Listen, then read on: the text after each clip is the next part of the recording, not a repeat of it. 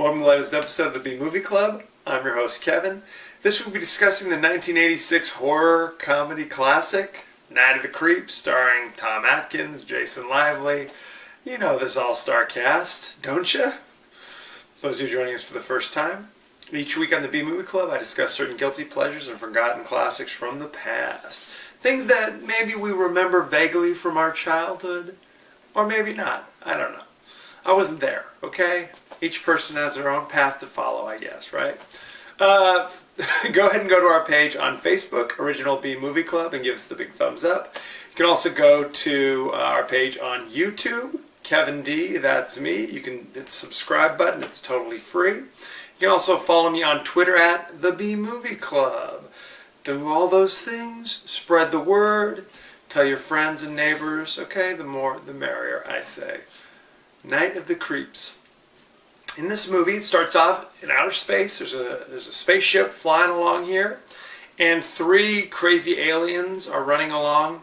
Two have like machine guns and are chasing a third one who seems to be carrying a crazy canister of some sort.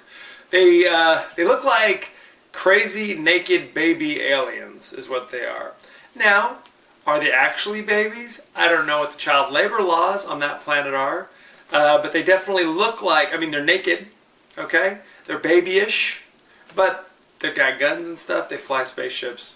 I can't explain it. So the one with the canister evidently has gone rogue. The other guys are chasing him. He puts the canister into a chute of some sort, pulls the lever, it goes flying off into space.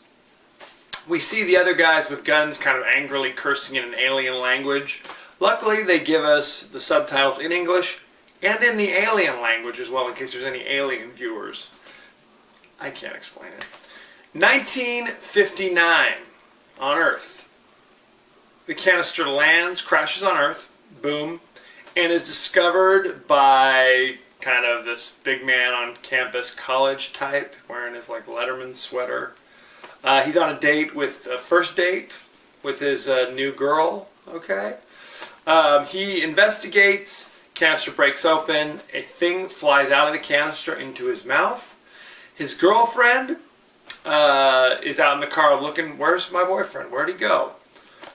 Sneaking up behind her is an escaped mental patient. This was on the radio. Evidently they weren't listening that close to those kind of warnings on the radio. He pops up behind her with an axe, kills her. Smash cut to 1986. Okay, so now this is going on. Now it's modern day at the local university. Two nerdy guys, Chris and JC. Chris is kind of the lovable loser type, you know what I'm saying? Kind of always kind of pining away for some girl, blah, blah, blah, blah. JC is the sidekick in the leg braces and the crutches kind of thing. He's there to be kind of funny and boost his spirits, I guess. Chris sees like the beautiful girl across the way, Cynthia. She doesn't know he exists. She's at a frat party. They kind of sneak their way in to try to like woo her, and it's all this big thing. They decide in order to get her attention, they have to rush a fraternity. Then they meet Cynthia's boyfriend, this kind of bleach blonde Aryan looking guy. At one point we think his shirt says like Deutschwehr. I don't know. Could be. He says, you know, hey, you want to rush our fraternity? Here's what you got to do. And he tells them to go to the local science labs on campus and steal a cadaver and put it on one of the rival fraternities' places. Okay, good times. So they agree to do it. They run off. Sadly, the fraternity guys were like, hey, even if they do it, we're not letting these guys in. It's very sad. It's a sad thing to take advantage of these poor guys. So they managed to break in. through subterfuge and luck, they're able to open up the door that leads to the science lab, and they find this cryogenics lab where there's the body of the guy from 1959 who had the thing fly in his mouth. He's stuck in this kind of freezer-looking thing like this. And they hit a button, the freezer door opens, the body falls out. Like, I'm demonstrating for you. And they come up, and they're like, okay, well, let's move the body. They touch the body, and it moves and kind of grabs the guy very quickly. They get scared. They run off screaming. Meanwhile, the scientist who works in the lab walks in, sees the body. He's like, what the heck just happened? The body wakes up, shoots him in the mouth with something. A little black something. So he falls down. The police are called in because there's two bodies. Now there's only one body. Mr. 1959 is now walking across campus. He goes back to the same sorority house that he picked up his girl in 1959 and like kind of knocks on the window kind of thing. And if it happens to be Cynthia's window, she looks out, sees him. He looks her in the face. His head explodes and little crazy black slug leechy things fall out of his head. So now they're in the bushes somewhere. I don't know, call Orkin or something, lay out some traps. I don't know. So now the frat guys are angry with the little nerdy guys because in their mind, the nerdy guys took the body to the wrong house. They're supposed to take it to the rival fraternity, not to their lovable sorority girls. It's a whole big deal. Meanwhile, Cynthia doesn't like her Aryan boyfriend Brad anymore. She wants to talk to the nerdy guys because of her experience with the exploding head. She feels the nerdy guys would understand. Why would nerdy guys understand exploding heads? I don't know. Who can say? Who can say? Meanwhile, we're now introduced, or reintroduced, to this hard-boiled detective type named Detective Cameron. And he's kind of this guy, like a snapshot out of an old, like, Private Eye novel. He has all these wacky catchphrases and kind of says crazy things, and he's smoking a cigar and wearing a trench coat that looks like a bathrobe. So he's on the case now. And what we discover is that in 1959, it was his ex-girlfriend, she just dumped him, who was the one killed with the axe. So you've seen all the connections, how it's all tying together here? What we learn over the course of the movie, I don't want to spoil everything, is that in that canister were like these alien slug-like things. They go in your mouth and turn you into a zombie where you walk around. And what you want to do is shoot, like basically it lays eggs in your brain, I guess, and eventually more slugs come out and they want to shoot out of your mouth into other people's mouths so they can lay more eggs. You know, it's a process. It's a circle of life, okay? And evidently, if they're in there for too long, their heads just explode and sending stuff everywhere anyway. So you've got Cynthia, the lovable sorority girl. You have Chris, the lovable loser. You have JC with the crazy leg braces, and Detective Cameron. They're on the case to save the day. I don't want to spoil everything. I don't want to give it all away. But there is a crucial scene later in the movie where there's a pack of fraternity guys who've been turned into zombies attacking a sorority house. I mean, what else do you need? This movie was made by a man named Fred Decker, who went on to direct and write such things as Monster Squad, RoboCop 3, if you remember that one. He also wrote the story for House. Remember that one? Yeah, good stuff. He wanted to be kind of an homage to classic B movies, which is why it kind of ties in a bunch of different things together. You got aliens in outer space. You've got zombies walking around. You've got an axe murderer on the loose. You've got pithy dialogue, you know, wacky one-liners. You really cannot beat this. The cast, Chris, is played by Jason Lively, who you might remember him as Rusty #2 from European Vacation. Okay? JC, I'm not sure we've ever seen him before or since. Cynthia, we had a revelation watching this. Cynthia is in one scene in Weird Science as the girl working the perfume counter at the Montgomery Ward or wherever they were, the Saks Fifth Avenue. That's her big claim to fame. Brad, the evil fraternity boyfriend, they bleached his hair, and he, if you remember, he was in Mama's Family from the 80s.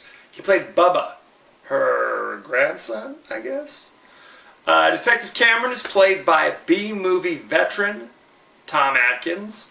You remember him? He was in The Fog. He was in the original Escape from New York. One thing that somebody pointed out, he was in Lethal Weapon. He plays Roger Murtaugh's old army buddy, whose daughter has become a prostitute slash porn star. He wants, find my daughter, find the guys who did this and kill her. That guy. He's in this. So it really is an all-star cast. There's all, people you vaguely remember from something you don't really remember. So there you have it. Most of the characters were given the same last name as famous B-movie directors from the past. You've got Cynthia Cronenberg. You've got Chris Romero. There's Detective Raimi, Detective Landis, Detective Cameron. JC is short for John Carpenter. Hey. So he really tried to, again, it's an homage. It's a send-up. I appreciate it. He tried to make a B movie, but earnestly. Like, I'm really doing my best on this. I really want, to show the appreciation I have for this genre, if you will. Again, it definitely has moments that are frightening. A lot of the slugs. And here's a question. I guess it should be obvious. The creeps in Night of the Creeps are the slugs, not the zombies. I don't know, because I'm not sure anybody ever says, "Oh my God, here come the creeps." So we're left to kind of figure it out on our own, I guess. Okay, what do you think? No, but he made it to like a real genuine appreciation for this thing. I was talking to my brother, actually. As some of you guys know, I had a group of people over to have a big B-movie club, let's watch the movie and talk about it moment. And my brother Brian was lamenting the fact that, why don't they make movies like this anymore? This kind of fun B-movie quality stuff. Like Night of the Creeps or Chud, another classic. Hey. So, and what I told him is that they do still sometimes will pop up every now and again. But you gotta be watching for them, because typically they don't do very well at the box office, so they're few and far between. Most of what you'll see is either straight to video, which even I'm kind of hesitant to go there, or lately Sci-Fi Network has been pumping out a lot of these B movies. Most recently, like Sharknado 2, Crocozoid versus Mecha Shark, all those crazy things. So if you're not watching Sci-Fi Network, check out their fine quality productions there as well. What else can I tell you about this movie? Detective Cameron, the hero, I guess, of this, the hard-boiled detective guy, he got this catchphrase he keeps saying. When he ever answers the phone, whenever he shows up on a crime scene, he's all, thrill me. Thrill me. Detective, there's a homicide. Thrill me. I don't know what it means. It means hello. It means I'm here. Tell me what you got. Give me what you got. I don't know what it means. So, but that's his catchphrase. So watch for that. Watch for that good stuff there. There's a scene later in the movie where, even though they've got a shotgun and a flamethrower, Cynthia and Chris hide in a rickety old garden shed as the zombies are attacking. That whole scene was added later, in post-production, because they felt there wasn't enough action in the movie. They wanted there to be more rather than just kind of zombies pounding on the windows and stuff like that. So they added where he gets a lawnmower, and I don't want to get into all the horrible details, but that was meant. That's why it seems kind of weird that they've got shotguns and flamethrowers. Like, oh my God, let's hide in the shed for no reason. So that explains that. Like I said, I had a group of people over to watch it. I actually took a moment and interviewed a couple of them, got their feelings, opinions of the movie. I can't vouch for its quality, okay? There were drinks being served, more than a few, so bear with me. Here we are. Here's Tori and Chad. So Night of the Creeps, I thought, was a very solid movie. The scientific consulting left something to be desired. I think their cryogenic facility was way under par. Probably not, FDA approved. It was pretty cool, but they couldn't build a snowman. Right. No, I mean. Anyway, I think that they could have used something better than a leech to model the creep. Maybe a flatworm or A tapeworm. Platyhelminthes, maybe. Or simply Pulmares.